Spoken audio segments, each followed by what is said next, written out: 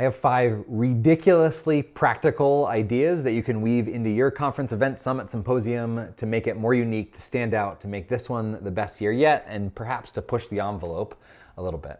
I'm Chad Littlefield. I happen to travel around and help conferences do this for a living, and I can't wait to share a whole bunch of ideas for free right now. Let's get into it.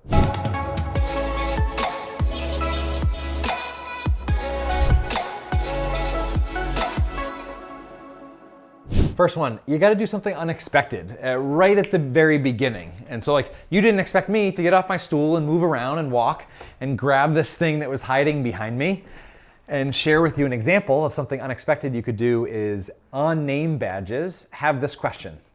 What is one of your favorite topics of conversation?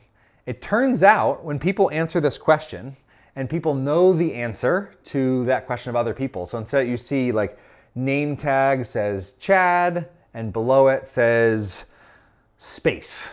That's not a conversation starter, that's like a conversation launcher. Because when people answer this question, typically they're gonna light up, open up, etc. And so having a prompt that is going to invite people to really light up related to your topic could be really useful. This could be a good starter. Number 2, nothing that we do today matters.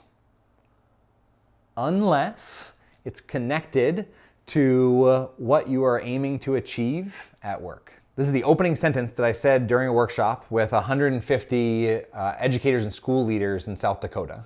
So I'm opening up a professional development session saying, nothing we do today actually matters.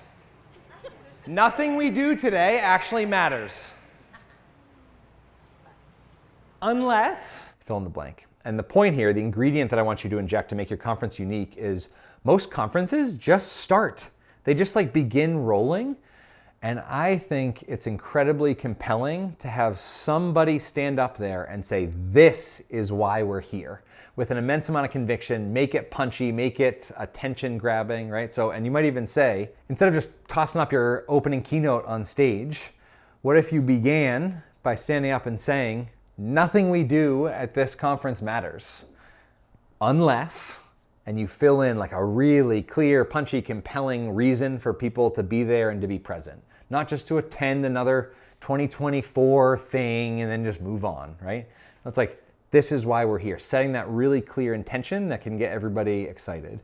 If you want help coming up with that, type in the comments what you're hosting your event about and maybe we can go back and forth to come up with something really punchy.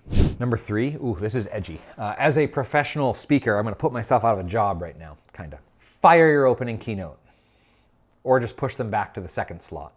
I would invite strongly for you to begin with connection before content. 99% of conferences, and I've been to a lot of them, start with content, continue with content, and hope that connections happen in between sessions in the hallway. And they do oftentimes, right? It's one of the magical parts of going to a conference. But please, please, please, please, please do not wait until the networking reception in the evening for connections to happen.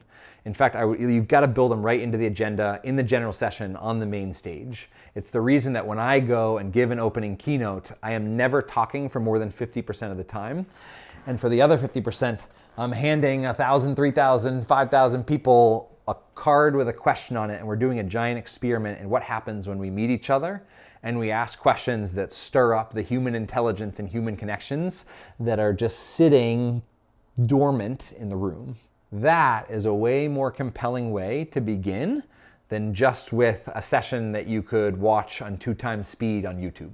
Number 4, and this could be integrated with your compelling purpose statement shared right in the beginning, is having an insights wall of some sort that everybody knows when they hear a quote, a golden gem, a nugget of wisdom, that they can go to this wall, write down that insight, and pin it up. And as the conference goes on, that wall keeps getting smarter and smarter and smarter, thanks to the collective wisdom and genius that's in the room. Now that said, one of the things I've learned as a professional facilitator is when you say, feel free to post your insights to a wall, no one's gonna do it. So you've got to actually structure in and build in moments where you say, everybody pause, think about the last hour and a half of content you've had, write down one golden insight or reflection that you've had, and go stick it to the wall. So you structure that in, pre-populates the wall, keeps getting more and more full, and by the end, you have something that's like, ooh, we should really scan all this and plug it into ChatGPT and say, please write us a manifesto for our conference. That would make your conference unique. And then the last one, really just gonna put myself out of a job here. Fire your closing keynote.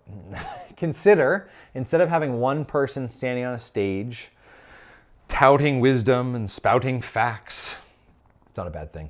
Some people have really good ideas in their head and they're great to disseminate, but consider replacing your closing session. Maybe this is even the session that happens right after the closing keynote. Have a closing session that is focused on sharing out the collective wisdom and connections obtained in that group, a debrief.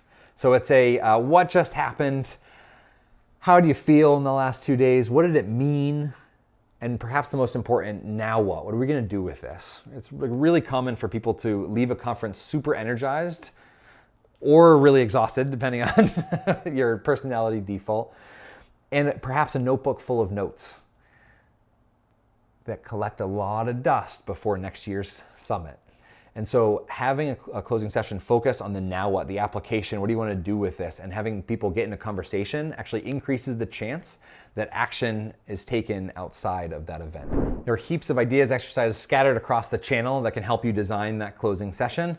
And also if you want a really focused resource that's just going to supercharge your conference, that's why I created this connection toolkit that now, brand new, has this very cool fold-out map with dozens of exercises, collaborative group things, introvert-friendly, extrovert-friendly, everywhere in between to help people make connection and engagement easy.